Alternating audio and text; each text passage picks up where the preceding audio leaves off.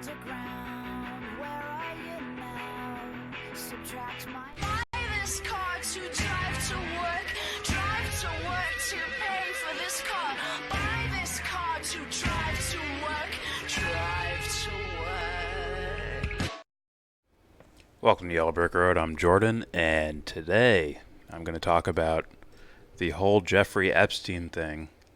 And it's interesting because we're seeing all these people playing both sides. They're either focusing on Clinton or focusing on Trump because of their political party, which is fucking stupid. So as a source, I'm going to use a video from 2016. That's right, I knew about it back then. All these Johnny-come-latelys. But first, please consider donating to Devon's Journey to Recovery. The GoFundMe link is down there in the description box. Click the link, read the story, donate some money. We don't have free healthcare, so charity is the route to go. So please donate. Devon's Journey to Recovery. It's not for us, it's for charity. Alright. So, I guess while I was on my other channel watching the UFC, this Jeffrey Epstein thing started trending again. I guess they're re-litigating his case, or he's being charged for something else surrounding that same case. And I saw a lot of weird shit on Twitter. People either focusing on Trump, towards like, oh, Trump did this, and we have this quote from Trump, and blah, blah, blah, blah, blah. Or they're focusing on Clinton, like, Clinton, you know, he's been aboard Lolita Express, and blah, blah, blah, blah, blah. And it's pretty gross, especially when you're talking about, you know, child molestation and basically paying kids to be prostitutes and all that. And they're still playing political sides. Now, it's more than just the blue check marks on Twitter. It's the guys on YouTube. I just watched a Vincent James video of him wholesale defending Trump with all his might. You know, Trump said some quote, you know, he said, never mind. Anyways, Bill Clinton, pretty gross. So, without further ado, this is the Corbett Report. He is interviewing Porkins Policy Radio. And this is from 2016. And they're talking about the Epstein case, way back when. Here we go. So, Pierce, today we're going to talk about a subject that I know you've been covering on your podcast, and I hope people will check out some of your previous work on it. We'll throw the links in the show notes so people can do so. But we're going to talk about Jeffrey Epstein? Who is this? What is the Lolita Express? What is this all about? Yeah, so, well, first off, thanks for having me on, James. It's always a pleasure being on Corbett Report. So, yeah, quickly, the sort of news bite. Jeffrey Epstein is a quote-unquote billionaire. Hedge fund manager is, I guess, his general job description. He is a money manager of sorts. His only known client would be Les Wexner, who's a billionaire himself. He's the owner of Victoria's Secret Limited 2. He used to own Abercrombie and Fitch. But and Epstein is this sort of jet-setting billionaire who's friends to everyone at Harvard and politicians, scientists, actors, and whatnot. But he, I guess, came to true prominence outside of the sort of upper echelon of the New York elite when in 2005-2006, a very large-scale investigation went on to his activities in Palm Beach. He owns a very large estate in Palm Beach, as well as New York City, New Mexico, and an island in St. Thomas. So, he was being investigated way back then, 2005. I'll just keep playing. In my mind, I'm thinking of responding to Vincent James about Trump's DOJ is doing this, and even though, you know, Trump brought on a guy who gave him the sweetheart deal. But let's continue. But in 2005-2006, a very large child molestation sex scandal was being investigated involving Jeffrey Epstein. Eventually, the FBI would get involved, and it would come to light that Epstein was molesting sometimes a girl a day for many, many years. But this is only looking at a I believe it was about an 11-month undercover investigation of Epstein. This is after several girls had come forward. People will probably be somewhat familiar with Virginia Roberts. She's the only woman involved in this case who's actually presented herself publicly, but she confirmed not only everything that was being said during this investigation, in which Epstein was basically picking up, he was using a variety of different women, including Ghislaine Maxwell, who your listeners might be familiar with. Her father, Robert Maxwell, was not only a Mossad spy, but a huge media magnate in the UK. But he was using a bunch of these different women. He was basically luring girls as young as 14 years old to his giant mansion in Palm Beach. He was molesting them and then paying them for what he called massages. This is, generally speaking, this is just payoff money. Here's a couple $100, keep your mouth shut. So as you can tell, with, actual reporting, much larger scale than what's probably being talked about today. And I hope people go, the video will be in the description box, and you can check all about Porkins Policy Radio. I think he does several videos on this topic. Yeah, people should go back and really research this. There's a lot of famous names that are about to be brought up. Yeah, worth investigating, just saying.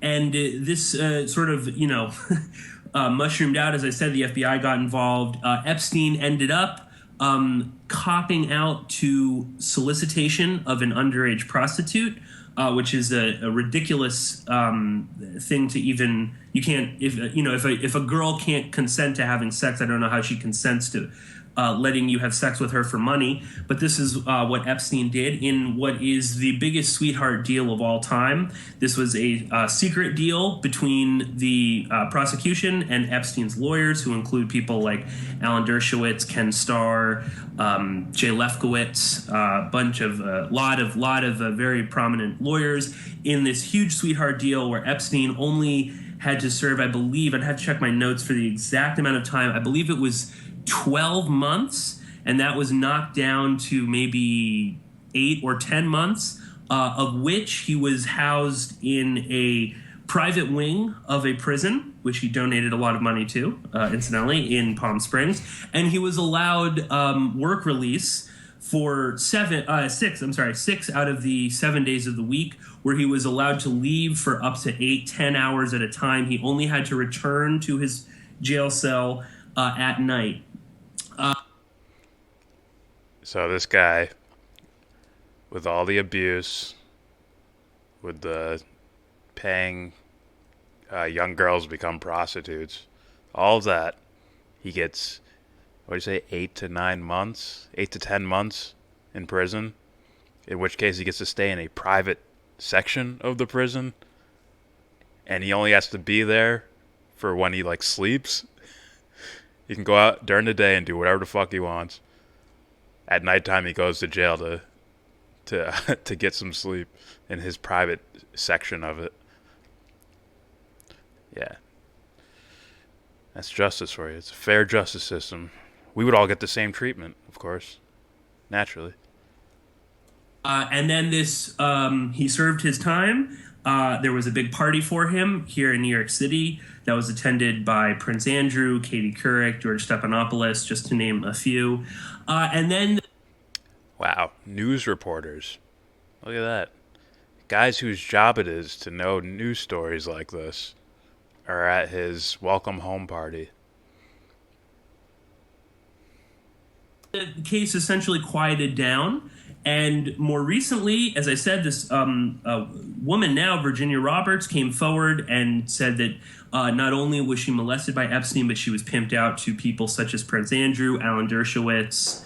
The list goes on. Countless people were using and abusing her. She eventually escaped from Epstein and lived in hiding for several years and then came forward. And this case has sort of taken on a whole new dimension. Bill Clinton is deeply involved. Donald Trump is intimately involved. Bill Richardson, former Ehud Barak, Chris Tucker, Kevin Spacey, Courtney Love. Basically a who's who. Everybody and anybody knew Jeffrey Epstein and was hanging out with this guy. So Bill Clinton, deeply involved. Donald Trump, intimately involved. Yet people are picking sides in this thing. Very weird. It's all about the children. But who's going to be president comes first, before the kids. We help the kids after we get our guy in office. That's how morality works, don't you know? And this case has now sort of reached a new phase.